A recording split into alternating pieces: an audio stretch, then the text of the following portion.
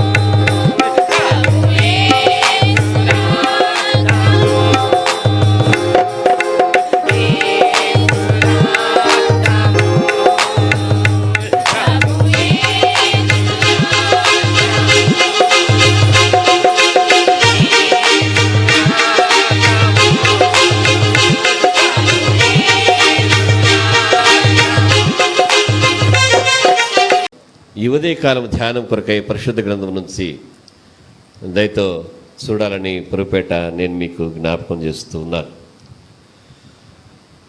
మొదటి రాజుల గ్రంథము 10వ అధ్యాయము. మొదటి రాజుల గ్రంథము 10వ అధ్యాయము పాత నిబంధన నుంచి మనము ఈ ఉదయకాలం ధ్యానం చేద్దామండి.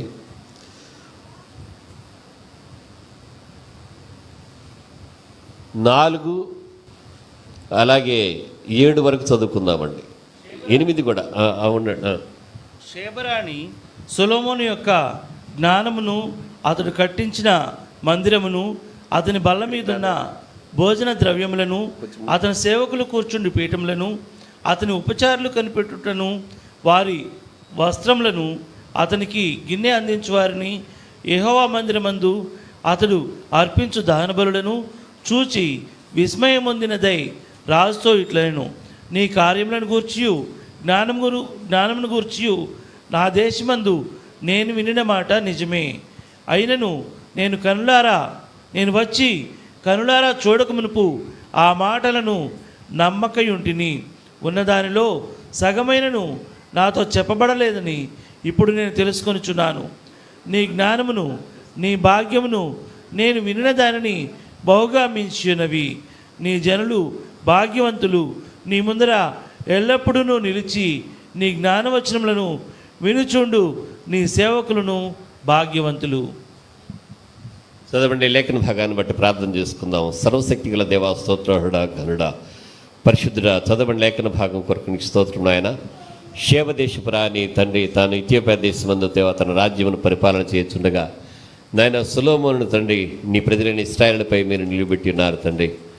నా ప్రభా, ప్రజలను పాలించుటే కాక ప్రజలు మేము ఆరాధించగలిగినట్లుగా మీ నిమిత్తమై తండ్రి మీ దయకు పాత్రుడై మీ అనాథ సంకల్పం చొప్పున దేవాలయమును దేవతండ్రి నాయన నీ కుమారుడు సొలొమోను నిర్మించి ఉన్నాడు తండ్రి. ఆయన ఖ్యాతిని గురించి వినదే శేవదేశపురాని ఆయన యొక్క రాజమందిరమునకు వచ్చి ఆయన భోజనం బలను చూస్తుందిగా ఉన్నది నాయన. ఆ బల్ల యొద్ద కనిపెట్టుకునేటటువంటి వారు భోజన పదార్థములు, వారు వినుచున్న మాటలు, వారి యొక్క నాయన దేవతండి స్థితిగతులు మార్చటకై సొలొమోను ద్వారా మీరు వారికి దయచేసినటువంటి జ్ఞానము, వారికి నాయన మీరు ఇచ్చినటువంటి భాగ్యమును గురించి ఆమె పొగిన రీతిగా మేమును నీ మందిరములో నీ సన్నిధిని ప్రవేశించి నీ కుమారుడును ప్రభువును క్రీస్తునైనటువంటి నాయన ఆయన సిద్ధపరిచినటువంటి బలలో పాలు పొందుకున్నట్టుకు మీరు మాకు ఇచ్చినటువంటి ఇక దీవెని కొరకు స్తోత్రము. మీరు మాలో ఉండండి దేవా. ఇశ్రాయేలు నీ భాగ్యం ఎంత గొప్పదని చెప్పినట్టు దేవుడు నాయన బలేద దేవతని చేరిన నీ కుమారులను నీ కుమార్తెలను గత వారం కూడా బలలో పాలు పొందిన వారిని జ్ఞాపకం చేసుకొని నీ యందు భాగ్యవంతులుగా నీ యందు బలవంతులుగా నిలువబెట్టి మహిమ ఘనతా ప్రభావాలు మీరు పొందుకొనమని యేసునామమున మనం నడి వేడుకొంచున్నాము తండ్రి, ఆమేన్.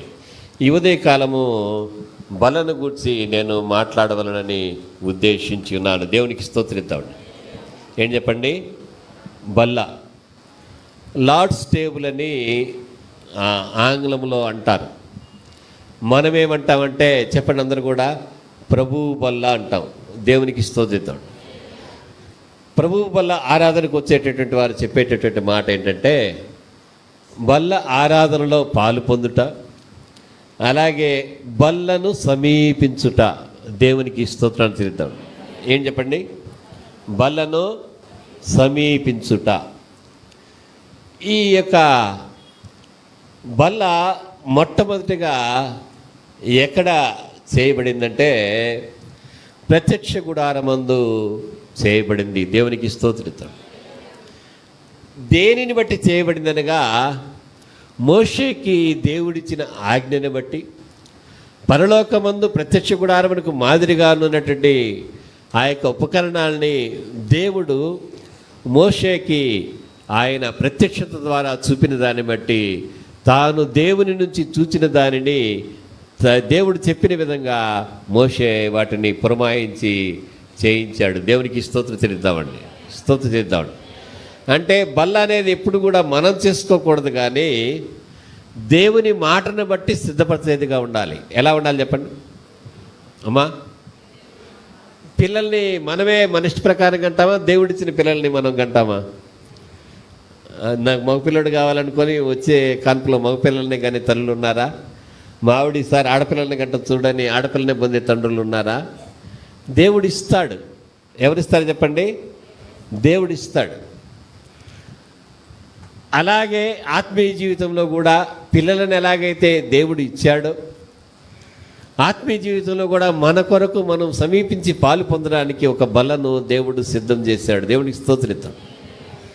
మోషే ద్వారా ఇశ్రాయేలుల కొరకు ఆయన ప్రత్యక్ష గుడారములో సన్నిధి రొట్టెలు ఉంచబడ్డకు బలను సిద్ధము చేసిన రీతిగా ప్రభువైన యేసుక్రీస్తు ద్వారా ఆయన శరీరములో మనం పాలు పొందడానికి, ఆయన రక్తంలో పాలువారం అవడానికి ప్రభువైన యేసుక్రీస్తు యొక్క బల్యర్పణము ద్వారా, శిలువపై ఆయన మన కొరకు అర్పించిన ప్రాయశ్చిత్తము ద్వారా ఆయన బలను సిద్ధము చేసి ఉంచాడు. దేవునికి స్తోత్రం. ఇప్పుడు డైనింగ్ టేబుల్ కొనుక్కోవాలంటే మనము ధనాన్ని వెచ్చించాలి, ఊరికే రాదు కదా. అలాగే మనం ఏం చేస్తామంటే ఆ బలని కొనడానికి వెళ్ళినప్పుడు అది ఏదైతే మనకున్నటువంటి చోటుకు సరిపోద్ది, ఏదైతే మన దగ్గర ఉన్నటువంటి డబ్బుకు సరిపోద్ది అనే దాన్ని మనం ఆలోచన చేసి ఆ బలను మనం తీసుకుంటాం. దేవునికి స్తోత్రం చెల్లిద్దాం. అలాగే ఇశ్రాయేలీలు ఆరాధన కొరకు ఇశ్రాయేలీయుల నిమిత్తం ప్రత్యక్ష గుడారమును ఆయన నిలిపించుటే కాక, బలి అర్పణను స్వీకరించడానికి దేవుడు బలిపీఠాన్ని ఆయన నిర్మింపజేయడం మాత్రమే కాక, దేవుడు ఏం చేశాడంటే ఒక బల్లను ఆయన సిద్ధము చేయించాడు మోషే ద్వారా. ఆ బల్ల మీద ఏమున్నాయంటే సన్నిధి రొట్టెలు. ఈ రొట్టెలు ఎన్ని? 12. అమ్మ రుతమ్మ గారు ఎక్కడ ఉన్నారు? ఉన్నారా? నాకు కనబడడం లేదు. ఎన్ని ఉన్నాయి సన్నిధి రొట్టెలు? ఏమండి? 12. ఇవి ఎవరికి జ్ఞాపకార్థంగా లేక ఎవరికి గుర్తుగా దేవుని సన్నిధిని ఉంచబడ్డాయంటే ఇశ్రాయేలు 12 గోత్రములకు. దేవునికి స్తోత్రం. మనం మర్చిపోతున్నా కానీ ఇటు చూడండి, 2 ఆడపిల్లలు ఇంట్లో ఉంటే 2 పాస్బుక్లు ఉండాలి, లేదంటే నువ్వు ధనాన్ని డిపాజిట్ చేసినటువంటి 2 డిపాజిట్ పేపర్లు నీ దగ్గర ఉండాలి. అందరూ చూడండి. ఇక్కడ మొన్న మా బాబు మాట్లాడితే నాకు సిగ్గు వేసింది, నాకు చాలా బాధ కూడా వేసింది. ఆయన ఏమన్నాడంటే బాబు దగ్గరికి ఒక ఎంప్లాయీ వచ్చాడంట. ఆయన జీతం సంవత్సరానికి అతనికి కలిపి 1,20,000 అంట. ఎంతండి అమ్మా? ఇక్కడ చూడండి, ఎంత? 1,20,000. ఆయనప్పటికీ జాబు ప్రారంభించి దాదాపు 10 ఏళ్ళైంది. అంటే ఎంత వచ్చి ఉంటుంది ఆయనకి? 12 లక్షలు వచ్చి ఉంటుంది సుమారుగా అనుకుందాం. పాస్టర్ గారు తప్పు చెప్పారని మీ లెక్క మీరు చెప్పాకండి. 12 లక్షలు అనుకుందాం. 12 లక్షల్లో ఇంటికి, కరెంటుకి, పన్నుకి, భోజనానికి, బట్టలకు, ప్రయాణాలకు, వీటన్నిటికీ ఎంత ఖర్చు అయిందో తెలియదు. కానీ ఆయనకు వచ్చిన ఆదాయం 12 లక్షలు. మా బాబు దగ్గరికి వచ్చి ఆయన అడిగింది ఏంటంటే 10 లక్షలు మా అమ్మాయి పేరు మీద డిపాజిట్ చేయాలి, ఎందులో అయితే ఎక్కువ ఇంట్రెస్ట్ వస్తుంది, ఎందులో అయితే ఎక్కువ ధనం మిగులుద్దని చెప్పాడు. అంటే 12 లక్షలు సంపాదించి అందులో 10 లక్షలు కూతురికి దాయడానికి ఆయన ఎంత కష్టపడ్డాడో కదా. ఏదో బ్యాంకులో డిపాజిట్ ఒకటి వచ్చిందని మా అబ్బాయి అనుకోలేదు, కానీ ఆడపిల్ల మీద ఆయనకు ఉన్నటువంటి జాగ్రత్తని ఆ వయసులో ఆ పిల్లోడు గుర్తించాడంటే, మీరేమైనా అనుకోండి, ఈ చివరి నుంచి ఆ చివరికి నేను మీకు జ్ఞాపకం చేస్తున్నాను. ఖచ్చితంగా నేను అడుగుతా మిమ్మల్ని, మీ ఇష్టం, మా డబ్బులు మేము ఖర్చు పెట్టుకుంటామంటే కుదరదు. యవనస్తులు కూడా నీకెందుకు మేము ఖర్చు పెట్టుకుంటామంటే కుదరదు. మన సంఘము పొదుపు చేసుకునే సంఘంలాగా ఉండాలి, లేకపోతే కష్టమండి. 10 లక్షలు వచ్చినాయి ఎక్కడమ్మా అయిపోతున్నాయని ఆయన చెప్పొచ్చు, కానీ అంటే ఇంకెంత కష్టపడ్డాడో ఆయన చెప్పింది ఏంటంటే, ఇంకా ఎంత కష్టపడైనా ఎక్స్ట్రా వర్క్ చేసైనా కానీ నా కూతురు కోసం, కుటుంబం కోసం ఖర్చు పెడతానండి అని ఆయన చెప్పిన మాట చెప్తే, మరి నా పిల్లలకి నేనెంత జాగ్రత్త చేశానని మా బాబు మాటలు విన్నప్పుడు నేను ఒక వారం 10 రోజులు సిగ్గుపడ్డా. నేను అమ్మా ఇటు తిరగండి, ఇది జీవితం, ఇది జీవితం. ఇక్కడ ఉన్నటువంటి మరియమ్మ గారికి నేను 2 చేతులు ఎత్తి వందనాలు చెప్పాలి. నా కుమార్తె గురించి ఆమె ఆలోచన చేసింది తన కుమారుని ద్వారా. అందుని బట్టి నేను ఆమెకు వందనస్తున్నై ఉన్నాను. దేవునికి స్తోత్రం చెల్లిద్దాం. స్తోత్రిద్దామండి. సంఘ కాపరి గురించి, ఆ కుమార్తె గురించి ఆలోచన చేసేటటువంటి ఒకరి కోసం ఒకరు ఆలోచన చేయాలి. మీ మేలు కోరకుండా నాకు నేనుగా మీరు ఇచ్చింది దీన్ని దేవుడి దగ్గరికి వెళ్ళిపోతే అక్కడికి వెళ్ళాక నేను సిగ్గుతో ముఖం దించుకోవాల్సిందే కానీ తలెత్తుకోలేను. ఆగుదాం ఇక్కడ. నేను ఎలాగైతే దేవుని దగ్గర తలెత్తుకోలేనో మీ బిడ్డల విషయమై, మీ భవిష్యత్తు కొరకు, మన వృద్ధాప్యం కొరకు మనం దాచుకోకపోతే కూడా రాబోయేటటువంటి దినాలు చాలా కష్టంగా ఉంటాయండి. దేవునికి స్తోత్రిద్దాం. దేవుడు బల్లని ఎందుకు నిర్మించాడంటే ఇశ్రాయేలీలు తన ఎదుట సాక్ష్యార్థంగా ఉండాలని. దేవునికి స్తోత్రిద్దాం. సముఖపు రొట్టెలు, సన్నిధి రొట్టెలు సాక్ష్యార్థంగా నీ బిడ్డల విషయమై ఇశ్రాయేలీల కొరకు సన్నిధి రొట్టెలు ఉన్న రీతిగా దేవుని సన్నిధిని ప్రార్థన ఉండాలని దేవుని సేవకునిగా నేను మీకు జ్ఞాపకం చేస్తున్నా. దేవునికి స్తోత్రిద్దామండి. ప్రత్యక్ష గుడారములో బల్ల ఉంది. 9వ అధ్యాయము హెబ్రీ పత్రిక 2వ వచనంలో ఈ మాటను మనం చూస్తాము. అక్కడ పౌలండి చక్కగా చెప్తాడు. 9వ అధ్యాయాన్ని ఎవరైనా కానీ తీయండి. హెబ్రీ పత్రిక ఎలాగనగా ఎట్లంట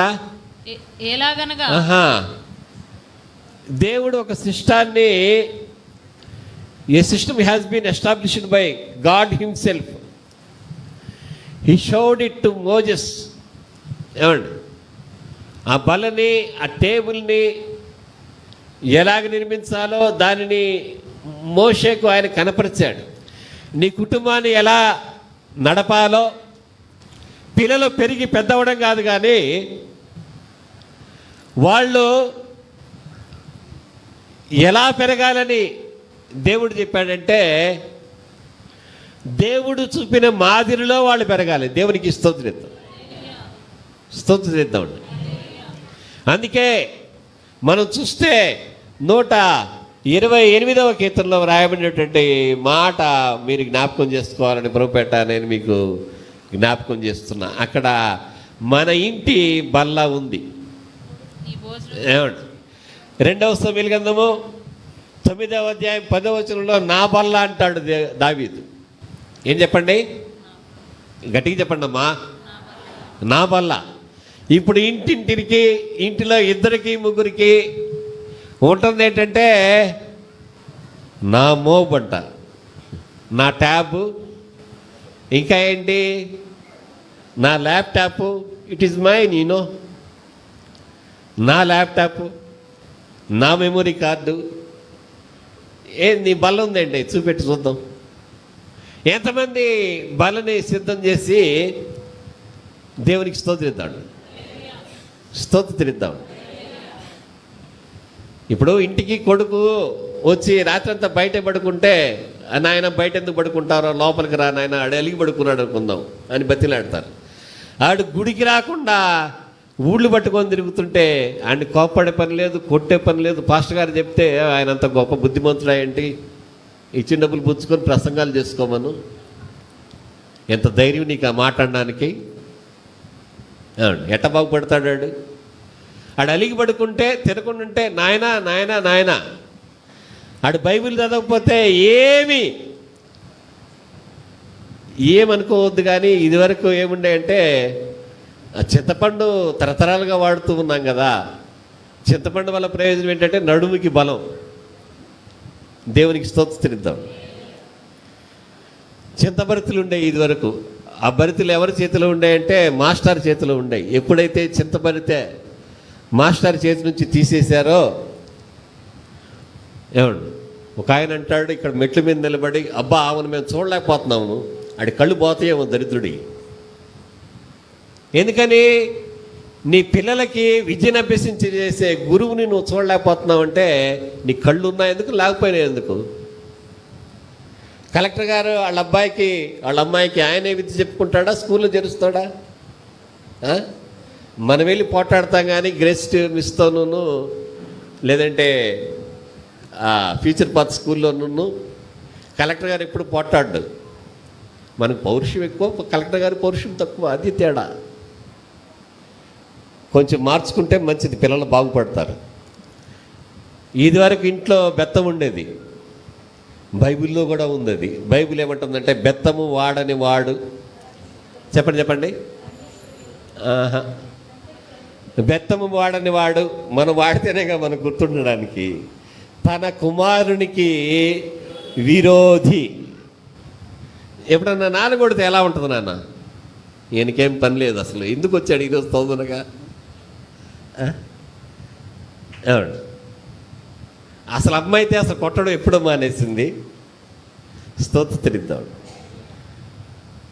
చాలా మార్పు రావాలండి. అంటే కొట్టమని నేను చెప్పట్లేదు, కానీ మలపాలి వారిని దేవునికి స్తోత్రిద్దాం. వారిని దేవుని తట్టు తిప్పాలి. అసలు మనం గనక పెంచేలాగా పెంచితే ఒక మాట చాలు, చెప్పాలంతే. ఇక్కడి నుంచి నువ్వు కదలడానికి వీల్లేదంటే అక్కడ ఉండాలంతే. ఇప్పుడు స్నేహితుడికి చెప్తాము, బంధువులకి చెప్తాము, నేను వస్తున్నాను రైల్వే స్టేషన్కి, నువ్వు వచ్చి నన్ను రిసీవ్ చేసుకో, లగేజ్ కూడా బాగా ఉంది, మర్చిపోకు అని అంటాం. స్తోత్రిద్దాం. అయితే అరగంట లేట్ అవుద్ది, ఇంటికి వెళ్ళి వస్తాడా, అక్కడే ఉంటాడా? ఇంటికి వెళ్ళి చెరు పెట్టగా అరగంట అయిపోద్దని స్నేహితుడు అక్కడే ఉంటాడు కదా. అలాగే నీ కుటుంబాన్ని గొప్ప చేయడానికి కొడుకంటే నథింగ్ బట్ వంశోద్ధారకుడు. ఏమండి? వంశోద్ధారకుడు. కూతురంటే కుటుంబానికి గౌరవం, ఘనత. దేవునికి స్తోత్రిద్దాం. బైబిల్ భాషలో చెప్పాలంటే మా కుమార్తెలు ఎదిగి నగరకై చెక్కబడినటువంటి మూల కంబముల వలె ఉన్నారు. దేవునికి స్తోత్రిద్దాం. పరలోకంలో ఉన్నటువంటి ఆ బల్ల మాదిరిని అది ఎక్కడ ఉండాలో కూడా దేవుడు చెప్పాడు. నువ్వు బల్లని చేయి. అలాగే ఇంటికి ఒక బల్ల. నీ పిల్లలు 128 కీర్తన 3వ వచనము, నీ భోజనపు బల్ల చుట్టూ ఒలీవ మొక్కల వలె. దేవునికి స్తోత్రిద్దాం. ఒలీవ మొక్కలంటే యేసయ్యకి ఎంత ఇష్టమో. ప్రార్థన చేసుకోవడానికి ఇంట్లో ప్రతి తల్లి ఒక చోటును ఏర్పాటు చేసుకుంటుంది. దేవునికి స్తోత్రిద్దాం. నేను సంఘానికి ఎప్పుడు జ్ఞాపకం చేసేది ఏంటంటే ప్రార్థనకు మీ ఇంట్లో ఒక చోటు ఉండాలి. సాల్మన్ గారు ఉన్నారు, ప్రియులు, ఆశీర్వాదం గారి కుమారులు. వాళ్ళ ఇంటి వరండాలో ఇక్కడి నుంచి ఆ చివరికి చాపేసేసి కుటుంబారాధన చేసుకునేవాళ్ళు. ఇల్లు తీసేశారు, కానీ ఆ ప్రార్థించే చోటు నా కళ్ళల్లో అలాగే ఉంది. దేవునికి స్తోత్రిద్దాం. సామేలు గారికి బాగలేదు, ఆ ప్రార్థన కొరకై వరండాని మాకు ఆమె సంఘానికి అప్పగించేశారు. దేవునికి స్తోత్రిద్దాం. ఇది నా దైవ సేవకులు రావడానికి సెల్ ఫోన్లు, ఆన్లైన్ క్లాసులు, టీవీలు ఇవేమవుతున్నాయంటే, ఇవి మనం చూసేటప్పుడు పాస్టర్ గారు వస్తే ఎంత తొందరగా పాస్టర్ గారు వెళ్ళిపోతాడు. ఏంటి ఈ టైంలో వచ్చాడు, కరోనా అని పాస్టర్ గారికి తెలీదా? ఏమో ఆయనకు ఉందేమో చూడు. ఏమండి? ఒలీవ మొక్కలంటే యేసయ్యకి ఇష్టం కనుక ప్రార్థించే చోటును ఆయన ఎక్కడించుకున్నాడంటే ఒలీవల వనబడబడినటువంటి గెత్సెమనే తోట. దేవుని స్తోత్రం. ఇక్కడ ఆగుదాం. ఒలీవ మొక్కలు గెత్సెమనే తోటలో ఉన్నాయి. దేవునికి స్తోత్రం. దేవుడు నీకు భోజనపు బలనిచ్చి నీ ఇంట ఒలీవ మొక్కలను ఉంచాడు. యేసయ్య గెత్సెమనేలో ఉన్నటువంటి ఒలీవ మొక్కల మధ్య ఆయన ఉన్నాడు కదా. అమ్మ ఇక్కడ చూడండి, దీపస్తంభముల మధ్య సంచారము చేసేవాడు. దేవునికి స్తోత్రిద్దామండి. 7 దీపస్తంభముల మధ్య సంచారం చేసేటటువంటి వాడు ఆయన. ఒలీవ వృక్షముల మధ్య ప్రార్థన చేసేవాడు. దేవునికి స్తోత్రిద్దాం. ఇప్పుడు దేవుని కుమారుడును మన ప్రభువును రక్షకుడైన యేసయ్య దీపస్తంభం మధ్య ఉంటున్నాడు, ఒలీవ మొక్కల మధ్య ఉంటున్నాడు. మన పిల్లలు ఒలీవ మొక్కలైతే వారి మధ్య ఆయన ఉండి ప్రార్థన చేస్తాడు. దేవునికి స్తోత్రిద్దాం. అందరూ గంభీరంగా దేవునికి స్తోత్రించండి. కొంతమందికి అయితే ఇది ఎక్కలా. అవును, నేను అర్థమయ్యేలాగా చెప్పానా? యేసయ్య ఎక్కడున్నాడు? 7 దీపస్తంభాల మధ్య ఉన్నాడు. యేసయ్య అంటే సంఘముల మధ్య, యేసయ్య ఒలీవ మొక్కల మధ్య ఉన్నాడు. ఒలీవ మొక్కలు ఎవరని చెప్పాడు ఆయన? నీ భోజనం బల్ల చుట్టూ నీ పిల్లలే ఒలీవ మొక్కలు, నీకు అభిషేకాన్ని ఆశీర్వాదాన్ని తెచ్చేవాళ్ళు వాళ్ళే. వారి మధ్య దేవునికి స్తోత్రిద్దాం. వారి మధ్య యేసయ్య ఉండాలని నీవు కోరుకోవాలి. యేసయ్య, దేవదూతలు, దేవుని పరిశుద్ధాత్ముడు, దేవుని ఆజ్ఞలు, వీటి మధ్య మన పిల్లలు మనము ఉండాలని మనం కోరుకోవాలి. నమ్మి దేవునికి స్తోత్రిద్దాం. దేవునికి స్తోత్రిద్దామండి. ఇక్కడ ఉన్నటువంటి వాళ్ళలో ఎంతమంది గోడ కుర్చీ వేశారండి? నువ్వు వేసావా? నువ్వు వేసేవాడే, మాకు తెలీదా? గట్టిగా మాట్లాడితే వెనక్కి వెళ్ళిపోయి మీ అమ్మ దగ్గరికి వెళ్ళి ఏడ్ చేస్తావు. మీ అమ్మ చూడగానే ఏమనుకుంటుందంటే కొట్టారేమో అనుకుంటుంది. నేను వేసా గోడ కుర్చీ, మా అమ్మ వేయించింది. ఎందుకంటే బైబిల్ చదవకపోతే బయట ఎండలో గోడ కుర్చేసి బైబిల్ చేతులు పెట్టి ఇది అప్పగిచ్చాక భోజనం చేయను ఆయన అంది. పెద్దవాళ్ళు ఏమండి తెలీదా ఎవరికి? గోడ కుర్చీలు వేయడం, బొండ వేయడం ఇవన్నీ తెలియవా? స్కూల్కి వెళ్ళకపోతే బొండ వేసేవాళ్ళు అందరూ ఆడు చుట్టూ చేరి, అరే చదువు రాని మొద్దు కదలలేని ఎద్దు. ఈ దినాన మనకి ఇష్టం ఉంటే ఆన్లైన్ క్లాసులో ఉంటాం, కాలేజీ ఉన్నప్పుడైనా కానీ మనం ఏమీ లేవులే. కానీ దేవునికి స్తోత్రిద్దాం. ఇవన్నీ దేవరహస్యాలు. దేవునికి స్తోత్రిద్దాం. మా బాబు లయోలా కాలేజీలో చదువుతున్నప్పుడు మంచి స్ట్రైక్ జరిగింది. లయోలా కాలేజీలో బాగా ధనవంతులైనటువంటి వాళ్ళు క్రిస్టియన్స్ మీద వ్యతిరేకంగా లేచి స్ట్రైక్ చేశారు. మాకేం పెద్ద బలగమే లేదు, కానీ మా అబ్బాయి చాలా సమర్థవంతంగా వాళ్ళందరినీ ఎదిరించి వాళ్ళ ఈసీ బ్రాంచ్ వాళ్ళందరినీ కూడా క్లాసులకి తీసుకెళ్ళగలిగాడు. దేవునికి స్తోత్రిద్దాం. చాలామంది ఏమంటారంటే ఫ్రెండ్స్ చెప్పారని వాడు కాలేజీ మానేస్తాడు. వీడింత బలహీనుడు అనమాట. దేవునికి స్తోత్రిద్దాం. అసలు నేను మా మాట మీకు జ్ఞాపకం చేస్తా. ఇశ్రాయేలీలు దేవుని జ్ఞానాన్ని అభ్యసించే వయసు ఏంటో తెలుసా? 13వ ఏట. దేవునికి స్తోత్రిద్దాం. వారు దేవుని యొక్క జ్ఞానాన్ని అభ్యసించడానికి పిల్లల్ని ప్రతిష్ఠిస్తారు. దేవునికి స్తోత్రిద్దాం. అంటే టీనేజ్లోకి వాళ్ళు ఎంటర్ అవుతూ ఉండగా దేవునికి స్తోత్రిద్దాం. 19 years వరకు టీనేజ్. ఇప్పుడు మనం ఏమంటున్నామంటే పిల్లలు కదండి. సమూయేలేమి పెద్దోడా? దేవుని స్వరాన్ని విన్నప్పుడు ఎంత పెద్దోడండి? ఎంత పెద్దోడు? ఇందాక నేను మీకు ఒక మాట జ్ఞాపకం చేశాను. తన సేవకుడైన ఇశ్రాయేలునకు ఆయన స్వాస్థ్యముగా శత్రువుల దేశమును, కనాను దేశాన్ని ఆయన పాలుతేళ్లు ప్రవహించే దేశాన్ని ఇచ్చాడని 136వ కీర్తనలో మనం చదువుకున్నాం. అలాగే దేవుని వలన అభిషేకాన్ని, ఆశీర్వాదాన్ని, ఒక జడ్జిగా అధికారాన్ని పొందినటువంటి సమూయేలు ముందు చెప్పినటువంటి మాట ఏంటంటే, చిత్తము నిదాసుడు ఆలకించుచున్నాడు, సెలవిమ్ము. పిల్లలు దేవుని దాసులుగా ఉండాలి. పాపానికి దాసులుగా వారు ఉండడానికి వీలు లేదు. దేవునికి స్తోత్రిద్దాం. ఇక్కడ దావీదు అంటాడు 9వ అధ్యాయం 2వ సమీకరణం 10వ వచనంలో, నా బల్ల. ఏం చెప్పండి? నా బల్ల. ఇక్కడ మొదటి రాజు గ్రంథము 10వ అధ్యాయంలో ఈ శేబదేశపు రాణి ఏమని చెప్పింది? నీ భోజనపు బల్ల. ఏం చెప్పండి? అతని భోజనపు బల్లను, బల్ల మీద ఉండేటటువంటి ద్రవ్యములను అని రాయబడింది.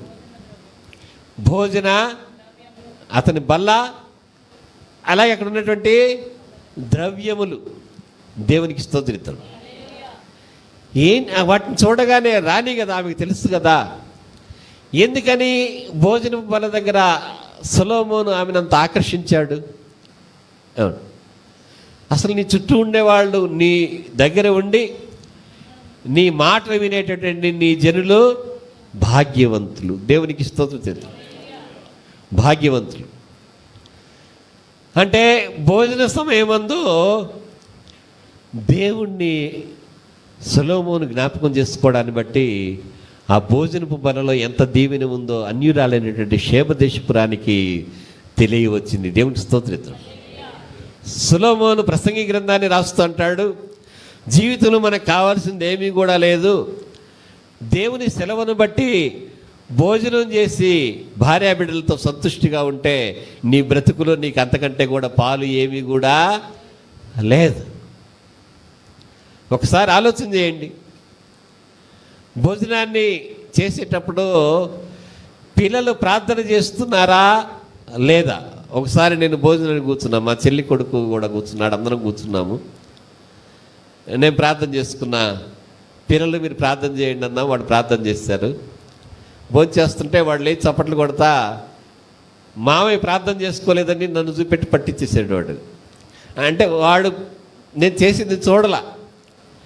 ఎందుకని? వాడిని ప్రార్థన చేసుకోమన్నాను కనుక నేను ప్రార్థన చేస్తున్నానో లేదో వాడు చూసి నా మామయ్య ప్రార్థన చేసుకోలేదని చెప్పేశాడు. దేవుడి స్తుతిద్దాం. అలాగే నువ్వు ప్రార్థించి ఎంత కన్నీటితో ఎంత కష్టంతో ఆ బల దగ్గరికి అన్నీ తీసుకొస్తున్నావో, ఒక్కొక్కరు ఎంత కష్టపడుతున్నారో ఆ కష్టాన్ని నేను ఎరుగుదును. దేవుని స్తుతిద్దాం. మనం భోజనం సిద్ధం చేయడంలో అంటే లేక కష్టపడుతున్నామని నేను అనడం లేదండి. అందులో ప్రేమ ఉంటుంది, అది మన కష్టం. దేవుని స్తుతిద్దాం. సొలొమోను భోజనపు బల్ల యొద్ద ప్రార్థన ఉంది. ఆ ప్రార్థనలో ఆయన నాకు భోజనం అనుగ్రహించిన రీతిగానే నీవిచ్చిన స్వాస్థ్యమైనటువంటి ఈ దేశ ప్రజలకు కూడా నీ ప్రజలకు భోజనాన్ని ఇమ్మని వేడుకున్నాడేమో. భోజనం బల్ల దగ్గర మన ప్రార్థన ఏంటి చెప్పండి? నా ప్రార్థన నేను చెప్తా. ప్రభువా, ఈ ఆహారాన్ని మాకు ఇచ్చావు, నీకు వందనాలు. దేవుని స్తుతిద్దాం. సంఘానికి కూడా ఆహారాన్ని దయచేయను ఆయన. దేవుని స్తుతిద్దాం. ఈ దినాన కరోనా వచ్చిన తర్వాత సంపాదనకు మనం బయటికి వెళ్ళలేకపోతూ ఉన్నాం. ఇప్పుడు 30 ఏళ్ళు వచ్చింది అనుకుందాం మీకు. ఈ 30 ఏళ్ళు మీ తండ్రి గారు తల్లిగారు ఎలా కష్టపడ్డారో, మీరు మీ పిల్లల కోసం ఎలాగ జాగ్రత్త సిద్ధం చేశారో, అలాగే భోజన బల్ల దగ్గర మీ పిల్లలు వినేలాగా మీ ప్రార్థన ఏముండాలంటే, నా పిల్లలు పిల్లల పిల్లలు కూడా ఎలా ఉండాలంటే భోజనాన్ని నీ పేరిట భుజించి సంతుష్టులై ఉండేలాగా. దేవుని స్తుతిద్దాం. సొలొమోను ఏమన్నాడు? ఆయన సెలవు లేకుండా భోజనం చేసి సంతుష్టిగా ఉండడం ఎవడి వల్ల ఉంది అని అడిగాడు. దేవుని స్తుతి. తృప్తితో భక్తి గురించి పౌలు అంటాడు, సంతుష్టి సహితమైనటువంటి దైవభక్తి గొప్ప లాభసాధకమై ఉంది. సంతుష్టి ఉండాలి, సంతృప్తి. నా పిల్లలను పైకి తెచ్చుకున్నాను, 12 లక్షలు సంపాదించి 2 లక్షలే తిన్నాడేమో, మరి ఆయన 10 లక్షలు ఏం చేశాడు? పిల్ల పేరని వేసుకున్నాడు. ఆ మాట చెప్తుంటే నువ్వు ఎంత వేసావని మా అబ్బాయి అడిగినట్టు నాకు అనిపించింది. ఇదే చిన్నగా తీసుకోకండి, చిన్నగా తీసుకోవద్దు అసలు. నేను ఈ మాట చెప్తుంటే మేమెంత వేసామనేది మీకు గుర్తు రావాలి. దయచేసి మనం ఘనంగానే ఉండాలండి, ఘనంగానే ఉండాలి. అందుకని చెప్తూ ఉన్నా, ఘనంగానే ఉండాలి. దేవుని స్తుతిద్దాం. నేను ఒక మాట మీకు జ్ఞాపకం చేశా. ఇప్పుడు 5,000 ఇస్తాను, అవి దాచిపెడితే అవి ఎంత అవుతాయో బ్యాంకులో ఇస్తే అంత మీ పిల్ల పెళ్ళికి నేను ఇస్తానంటే, ఒక బ్యాచ్ ఏం చేశారంటే అసలు ముందు పాస్టర్ గారి సంగతి ఏంటో చూద్దాం దారా అని గుళ్ళకు తెచ్చేసి మీటింగ్ పెట్టేశారు. పంచాయతీ అనమాట.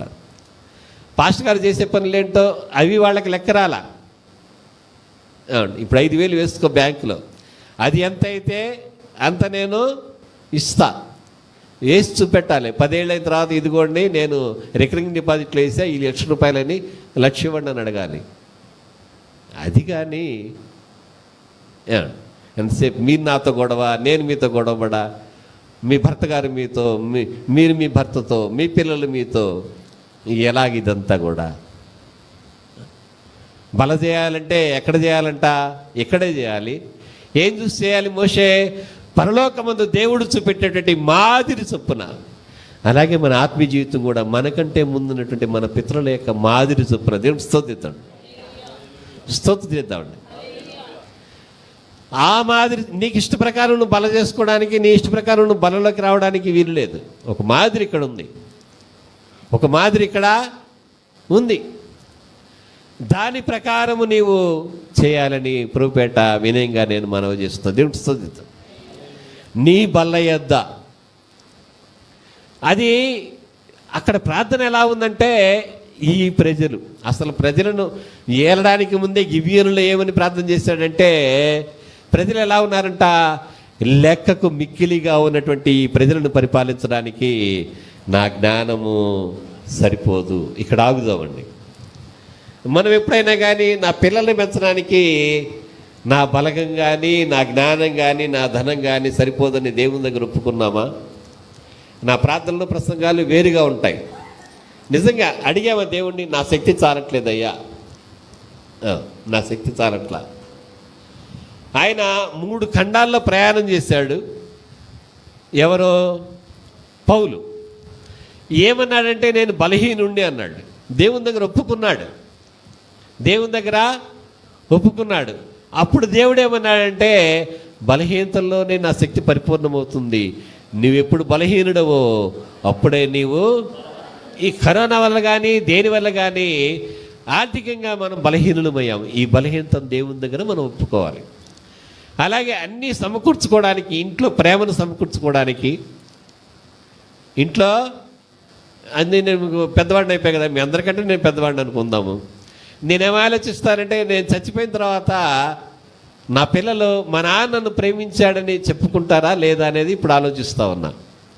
ఏమండి, ఒకసారి ఆలోచన చేయండి. మా అబ్బాయి అన్నాడు, మెడికల్ దీంట్లో నీకు కూడా వస్తుంది నాన్న, అమ్మకు కూడా వస్తుంది అన్నాడు. కానీ ఆ ఇన్సూరెన్స్ జోలికి నేను వెళ్ళను, అసలు నాకు వద్దు కూడా అవి. దేవునికి స్తోత్రిద్దాడు. ఈ మనం పోయాక ఏం జ్ఞాపకం చేసుకోవాలి? ఇప్పుడు సొలొమోను లేడు, శవదేశపు రాణి లేదు. కానీ సొలొమోనుకి దేవుడిచ్చిన సింహాసనము ప్రభువైన యేసుక్రీస్తు ద్వారా అది మనకి కూడా ఆ ప్రక్కన చోటు ఇవ్వబడింది. దేవుని స్తోత్రిద్దాం. అవి శాశ్వతమైనటువంటివి. అందుకే అంటాడు దానియేలు దేవునితో, నీ రాజ్యము శాశ్వత రాజ్యము, ఆయన కృప తరతరములు ఉండును. తరతరముల నుంచి ఉండేటువంటి దేవుని కృపలో, ఆ కృపాసనము యొద్ద మన పిల్లలు దేవుని సేవిస్తూ దేవుని దూతలతో వాళ్ళు రాబోయే కాలమందు నిండా 100 ఏళ్ల తర్వాత ఉండాలి. నమ్మి దేవునికి స్తోత్రిద్దాం. అందుకోసం మీరు కఠినంగా ఉండక తప్పదు. మొదట ప్రార్థనలో కఠినంగా ఉండాలి. ఆ తర్వాత దేవుణ్ణి ముందు పెట్టుకొని మనం మాట్లాడడం నేర్చుకోవాలి. ఎవరిని ముందు పెట్టుకోనండి అని చెప్పండి. పిల్లలతో మనం మాట్లాడకూడదు, మన ద్వారా. ఈ మాట ఎవరు చెప్పారంటే వెంటనే తీయాలి ఎవరైనా కానీ, వెంటనే తీయాలి ఎవరైనా కానీ ఈ మాట. నీ కృప చాలును ప్రభువా, నీ కృప చాలును, స్తుతించేదా ప్రభువా, నీ కృప చాలును. అందరూ పడదామండి.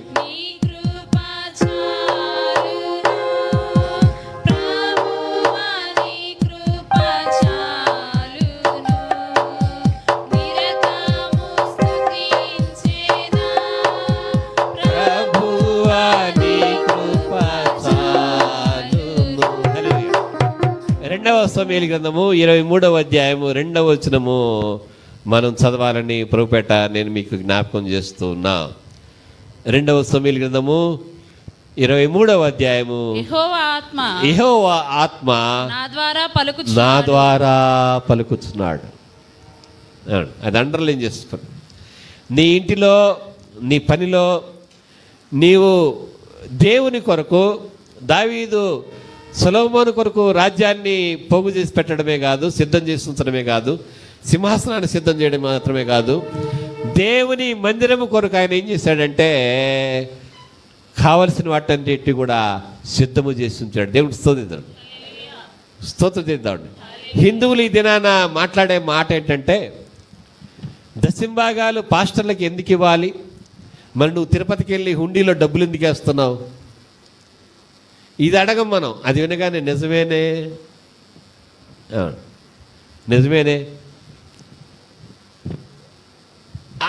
వద్దు. నువ్వు దేవుని కోసం ఎప్పుడైతే నిలబడతావో నీ కోసం దేవుడు అప్పుడు నిలబడతాడు. దేవునికి స్తోత్రిద్దాం. దేవుడి కోసం ఇప్పుడు నిలబడతాడు. ఇక్కడ నీ జీతం వచ్చిందా, ఇవన్నీ అడగల. వాళ్ళ అమ్మ ఫోన్ చేసి ఏం చెప్పుద్దంటే ఫస్ట్ తారీఖు రాగానే, నాయన దశంభాగం ఈ నాయన, దశంభాగము ఈ నాయన, మర్చిపోకు నాయన, దేవునికి స్తోత్రిద్దాం. జ్ఞాపకం చేస్తున్నా, దేవుడి వలన సిద్ధపరచబడినవి మన కొరకు ఉన్నాయి. వాటిని స్వతంత్రించుకోవాలంటే దేవుని పక్షంగా వెళ్ళి మనం స్వతంత్రించుకోవాలి. దేవునికి స్తోత్రిద్దాం. దేవుని పక్షంగా వెళ్ళి మనము స్వతంత్రించుకోవాలి. ఈయన ఏమంటున్నా అంటే, నా ద్వారా దేవుని యొక్క ప్రార్థన, స్తుతి, మందిరంలోని మహిమ, సేవకులు వినే మాటలు, ఇవన్నీ చూశాక ఆ బల దగ్గర నుండి ఆమె మాట్లాడుతుంది ఏంటంటే, నీ సేవకులు, నీ జనులు వీరు ధన్యులు, భాగ్యవంతులు. దేవుని స్తోత్రిద్దాం. అలాగే పిల్లలకి ఏదైనా చెప్పాలన్నా, ఆర్థిక విషయాలు ఏదైనా చేయాలన్నా మన శక్తి సరిపోదు, మన శక్తి సరిపోదు. ఏ విధంగా కావాలంటే దావీదు ఏమంటున్నా అంటే, నేను మాట్లాడాను అన్నట్ల. అమ్మ ఇక్కడ వినండి, నేను మాట్లాడాను అన్నట్ల. ఆయన అంటున్నాడు, అంతకుముందు ఆయన అంటాడు, ఇశ్రాయేలుకు ఆధారమైన వాడు అంటాడు, యెహోవా ఆత్మ నా ద్వారా. మీలో దేవుని ఆత్మ, ఆయన మనలో తన ఆత్మను ఉంచాడు. ఆత్మ లేకుండా మనము లేము. తన ఊపిరిని ఉంచాడు, తన రూపాన్ని ఇచ్చాడు. మన మాట ఎక్కడి నుంచి రావాలంటే దేవుని దగ్గర నుంచి. ఎక్కడి నుంచి చెప్పండి, ఎక్కడ చెప్పండి. మీ తల్లి మీతో మాట్లాడితే, దేవుడు నా తల్లి ద్వారా నాతో మాట్లాడాడు అనేది నీకు జ్ఞాపకం ఉండాలి. దేవునికి స్తోత్రం చేద్దాం, స్తోత్రం చేద్దాం. అలాగే అంటున్నాడు, యెహోవా వాక్కు ఏంటి చెప్పండి, యెహోవా వాక్కు. దావీదు గారు ఈ సంఘాన్ని సంఘ కాపరిగా, ప్రథమ కాపరిగా ఉండి నడిపించారు కదా. ఆయన ఏం చేసేవాడంటే, ఎవరి తల్లినైనా తండ్రినైనా జ్ఞాపకం చేస్తే వాళ్ళు వాళ్ళ పిల్లల గురించి ఏం మాట్లాడాడో ఆయన చెప్పేవాడు. నీ పేర్లు చెప్పను. ఇప్పుడు ఎవరిస్తున్నారంటకు నేను జ్ఞాపకం చేస్తున్నా, మీ పిల్లల విషయమై పాస్టర్ గారితో నాతో మీరేం చెప్పాలనుకుంటున్నారండి. చచ్చిపోతూ కూడా, చచ్చిపోయే ముందు కూడా ఆయన ఆ తల్లి మాట దీవిన వారి ఎడల నెరవేరాలి నాయన. చెప్పండి చెప్పండి. ఏమా దావీదు అంతే కదా, సొలొమోను అంతే. వీళ్ళు నీ ప్రజలు, నాకు శక్తి చాలదు అన్నాడు. వీళ్ళు నీవిచ్చిన పిల్లలు, ఇది నీవిచ్చినటువంటి కుటుంబము, ఈ బల్ల నీవు సిద్ధం చేసింది. ఈ బల్ల మీదకి దావీదు మాట్లాడుతూ అంటాడు మెఫీబోషెత్ విషయమే తన సేవకునితో, ఏదైతే సౌలుకి స్వాస్థ్యం ఉందో, సౌలు కుమారుడైన యోనాతానుకు అతని ద్వారా ఈ మెఫీబోషెత్కు వచ్చిందో, దాని పంట నా దగ్గరికి రావాలి. దేవుని స్తోత్రం. అక్కడ దావీదు ఎవరికి సాదృశ్యంగా ఉన్నాడంటే, యోనాతానుకి బల దగ్గర చోటడంలో ప్రభు అయినటువంటి యేసుక్రీస్తు. అలాగే మనము మన ఇంటిలో ఉన్నటువంటి ఘనత, మన ఆహారము, మన ధనాన్ని మన పిల్లల కోసము, కుటుంబాల కోసము, సంఘం కోసము దేవుని ఎదుటకు దాన్ని తీసుకురావాలి. దేవుని స్తోత్రం. దేవుని ఎదుటికి తీసుకురావాలి. మోషే ఎదుటకు పరలోకముందు ప్రత్యక్ష గుడారపు మహిమనంతా కూడా దేవుడు తీసుకొచ్చాడు. నీ పిల్లలను దేవుడు నీకు ఇచ్చాడంటే నీకు ఘనతను, నీకు మహిమను ఉద్దేశించి ఆయన వీళ్ళను నీకు ఇచ్చాడు. నువ్వేదో వాడి ఇష్ట ప్రకారం వాడు బ్రతకడానికి, ఆమె ఇష్ట ప్రకారం ఆమె బ్రతకడానికి ఇచ్చారనుకొని ఆ సంఘం మాట, సంఘ కాపర మాట వద్దనుకుంటే అది చాలా ప్రమాదకరమైనటువంటి స్థితి. దేవుని స్తోత్రిద్దాం, స్తోత్రం చేద్దాం. దానయ్య గారని గుంటూరు జిల్లాలో ఒక పాస్టర్ గారు ఉన్నారు. ఏం పేరండి ఆయన పేరు? ఓ పాస్టర్ గారు దానయ్య గారు అని ఉన్నారు, చాలా ఫేమస్ పాస్టర్ గారు. ఒక వ్యక్తికి ఆఫీసర్గా ఉద్యోగం వచ్చింది. ఆయన సంఘంలో పరిచయం చేస్తూ ఉంటాడు. ఆయన ఏమన్నాడంటే, నువ్వు ఈ ఉద్యోగానికి వెళ్ళడానికి వీలు లేదు, నేను చెప్తున్నాను నువ్వు వెళ్ళబాకన్నాడు. మనమైతే ఏమంటాము, అరే ప్రార్థన చేయించుకోవడానికి వెళ్తే పాస్టర్ గారు ఇలా చెప్పారేంట్రా. ఆ యవనస్తుడు అలాగే ఆగిపోయాడు. తర్వాత మేము విన్న సాక్ష్యం ఏంటంటే, అంతకంటే కూడా గొప్ప ఉద్యోగాన్ని ఆ బిడ్డకు దేవుడు ఇచ్చాడు. దాన్ని పాస్టర్ గారికి బయలుపరిచాడు. కనుకే చాలామంది పాస్టర్ గారికి తెలియదు అనుకుంటారు. నా ద్వారా దావీదు అంటున్నాడు, నా ద్వారా మాట్లాడుతున్నాడు. ఆయన వాక్యం ఎక్కడుందంటే అది నా నోట, మీ నోట దేవుని వాక్కు ఉండాలండి. స్తోత్రం చేద్దాం. కానీ ఈ దినాన్ని ఏమైనా అలవాటు అయిపోయిందంటే ఎవరేం చెప్తారో, ఆ పాస్టర్ గారు ఏం ప్రసంగం నీ వాక్యం లేదా ఏమండి? ఒకసారి ఆలోచన చేయండి. ఇంట్లో దీపం ఉంటుందా, ప్రక్కింటోళ్ళ దీపం బాగా ఉందని? మన దీపం మనకుంటుంది కదా. అతని దీపము బైబిల్లో రాయబడింది మాట, ఎక్కడో మీరు నాకు ఇప్పుడు తీసి పెట్టాలి. అతని మీదనే ఉండి తేజరిలును అని దేవుడు అని దావీదు విషయమే చెప్పబడింది. దేవుడి స్తోత్రం.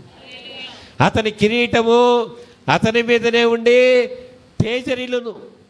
ఆ కిరీటాన్ని చూపెట్టేది ఈ దీపమే. దేవునికి స్తోత్రం చెల్లిద్దాం.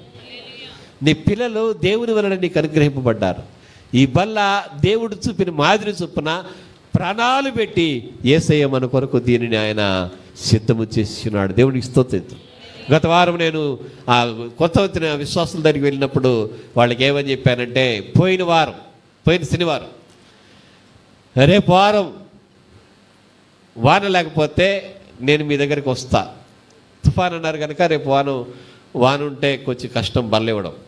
కానీ వచ్చేవారం అంటే ఈరోజు అనమాట.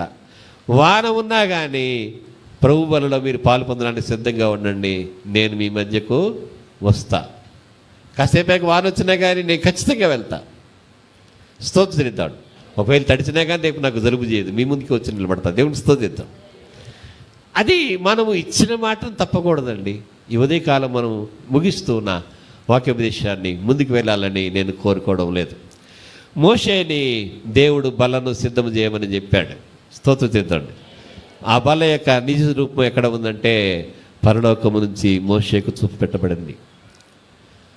ఆ బల మీద ఇశ్రాయేలీలు దేవుని ఎదుట దేవుని సన్నిధిని సాదృశ్యముగా సాక్ష్యముగా నిలిపి ఉంచబడ్డారు.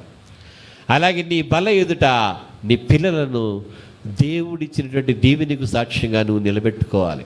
వాళ్ళు నా మాట విన్నాను అనుకోవడానికి వీలు లేదా, దేవుని వాక్కు నీలో పెట్టుకోవాలి. మీకు కమాండ్ చేసేటటువంటి అథారిటీ ఉంది. ఆ కమాండ్కు లోబడాల్సినటువంటి విధేయత వీరిలో ఉండాలి. దేవునికి స్తోత్రిద్దాడు. అలాగే యేసయ్య 2 మాటలు ఈ ఉదయకాలం మనం నేర్చుకుంది. ఆయన ఎక్కడ ఉన్నాడంటే ఒలీవ చెట్ల మధ్య గెత్సెమనే వనంలో ప్రార్థన చేస్తూ ఉన్నాడు. ఆయన 7 దీపస్తంభముల మధ్య సంఘముల మధ్య సంచరించేటటువంటి వాడు. ఒలీవ మొక్కల మధ్య ఉన్నటువంటి ప్రభువు. ఒలీవ మొక్కలని 108వ కీర్తన 3వ వచనంలో చెప్పినటువంటి మన పిల్లల మధ్య ప్రభువు ఉండాలి. దేవునికి స్తోత్రిద్దాం.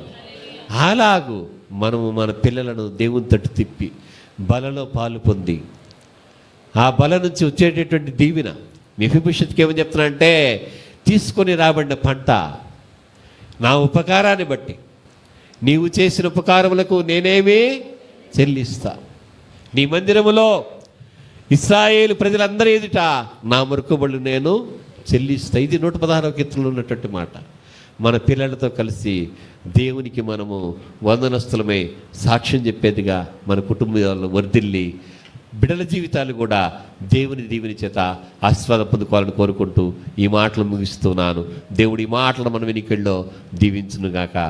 స్తుతి మహిమా ఘనము నీకే, నీవే మా రాజావు. హల్లెలూయా హల్లెలూయా హల్లెలూయా హల్లెలూయా హల్లెలూయా హల్లెలూయా హల్లెలూయా హల్లెలూయా హల్లెలూయా హల్లెలూయా హల్లెలూయా ఆమేన్ ఆమేన్ హల్లెలూయా ఆమేన్ హల్లెలూయా ఆమేన్ హల్లెలూయా ఆమేన్ హల్లెలూయా ఆమేన్ హల్లెలూయా ఆమేన్. మన తండ్రి అయిన దేవుని ప్రేమ, కుమారుడైన యేసుక్రీస్తు కృప, పరిశుద్ధాత్మని అన్యోన్య సహవాసము, సన్నిధి, కాపుదల, నడిపింపు కొన్ని మనకును మన ఇంటి వారికి మనకును మన నెలవనకును మన వలనే ఆయన సన్నిధించిన ప్రార్థన చేస్తున్న సకల పరిశుద్ధులకును సదాకాలం తోడి కాచి కాపాడి వృద్ధులు చేయను గాక. ఆమేన్.